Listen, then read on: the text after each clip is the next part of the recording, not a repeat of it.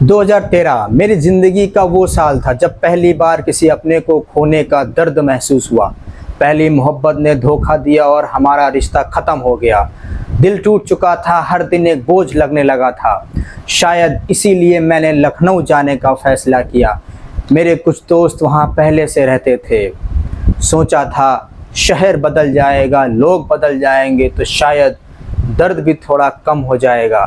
पैसों की कमी थी, इसीलिए जितना हो सके साइकिल से चलता था, पैदल चलता था और घर से कम पैसे मांगता था।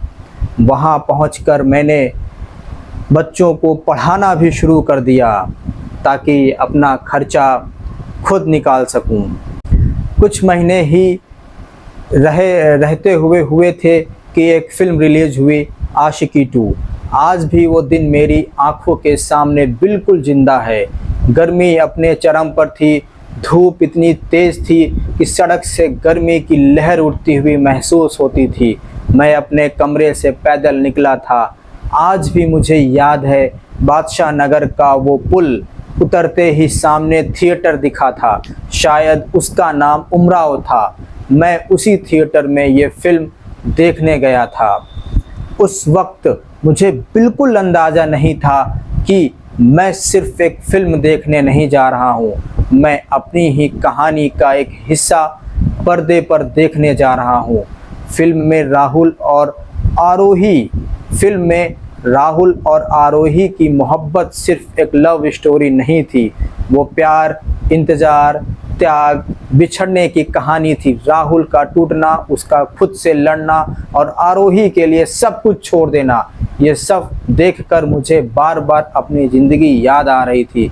ऐसा लग रहा था जैसे किसी ने मेरे दिल के एहसानों को फिल्म के सीन और गानों में उतार दिया हो।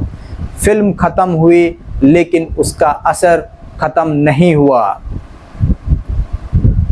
राहुल जयकर का वह आत्मघाती अंत देखकर मुझे एहसास हुआ कि मोहब्बत में टूटकर खुद को पूरी तरह तबाह कर देना कोई रास्ता नहीं। फिल्म के उन गानों ने मेरे भीतर छुपे उस सारे दर्द, उस सारे गुबार को बाहर निकाल दिया था जिसे मैं लखनऊ की सड़कों पर पैदल चलते हुए दबाने की कोशिश कर रहा था।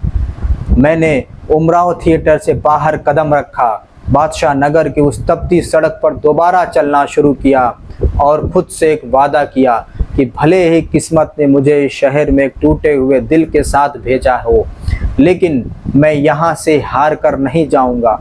बच्चों को पढ़ाना, खुद को व्यस्त रखना और इस दर्द को अपनी ताकत बनाना ही अब मेरी ज़िंदगी थी। वो फिल्म मेरे बिखरे हुए एहसासों का एक आईना बन गई थी, जिसने मुझे रोने का हक भी दिया और आगे बढ़ने का हौसला भी दिया।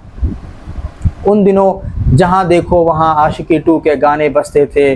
पीजी में, चाय की दुकान पर, ऑटो रिक्शा में, गलियों में, हर तरफ सिर्फ वही आवाज़ गूंजती थी, तुम ही हो, चाहूँ मैं या ना, सुन रहा है ना तू। हर गाना मेरी यादों का दरवाज़ा खोल देता था। मैं गाने सुनता था और अनजाने में उसकी यादों में खो जाता था। कभी आंखें भर आती थी, कभी बस चुपचाप आसमां देखते हुए सोचता रहता था कि क्या सच में कुछ रिश्ते सिर्फ यादों के लिए ही बनते हैं। उस दिन थिएटर से बाहर निकलते वक्त धूप पहले जैसी ही थी, लेकिन मेरे अंदर कुछ बदल चुका था। दर्द कम नहीं हुआ था, लेकिन उस दर्द को समझने का एक नज़रिया मिल गया था।